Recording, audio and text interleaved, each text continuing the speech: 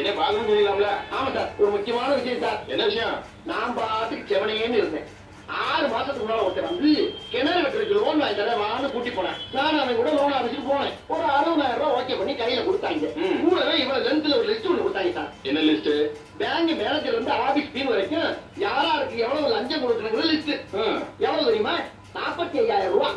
60,000 ரூபாய் 45,000 ரூபாய் லஞ்சமா புடிங்கிட்டு மிச்சம் 15,000 ரூபாய் கையில கொடுத்தாங்க. மத்தியானம் தீபாவளி வேற. அன்னைக்கு துணிமணி பலகாரம் கொஞ்சம் செலவாயி, அது போக பக்கத்துல ரூம்ப போட்டு லைட்டா கொஞ்சம் போக்குவரத்துமா வேற இருந்துச்சு. 15,000 க்ளோஸ். கிணறு வெட்டல.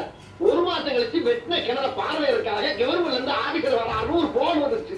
நம்ம தான் கிணற வெட்டலையே, அவர் வந்து என்னத்த பார்வை இருந்தது. இந்த உண்மையை அந்த ஆபீசருக்கு சொல்லிடாம ஒரு வாடகை தைக்கிறது நானே அவர் வீட்டுக்கு போனேன். அவரும் புது ஆபீசர்.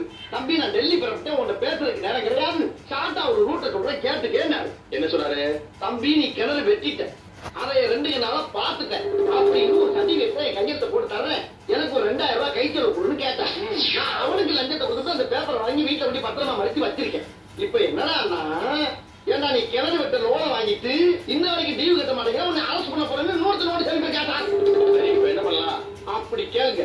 கிணற நீ வெட்டிட்ட, அதை 2 நாள பாத்துட்டு அந்த ஒரு சர்டிபிகேட் கொடுத்துருக்காங்க, அதை வச்சுக்கிட்டு நான் என்ன பண்ண போறேன்னா, அந்த காரை கொஞ்சம் கொடுங்க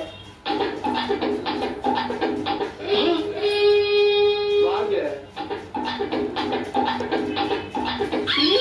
இதைத்தான் நான் பண்ண போறேன். இதுல ஏதாச்சும் ஒரு பிரச்சனை வந்தா நீங்க அப்படி ஸ்டடியா நின்று வாதாடும். அதுதான் உங்களுக்கு அட்வான்ஸ் கொடுத்து மேட்ட சொல்லிட்டு போலான்னு வந்தேன். இந்தாங்க 1000 ரூபாய். இப்ப நான் நேரம் அங்கதான் போறேன், என்ன ஃபாலோ பண்ணிக்கேன். கொடுத்த லோனை திருப்பி பிடிங்கிட்டு நோட்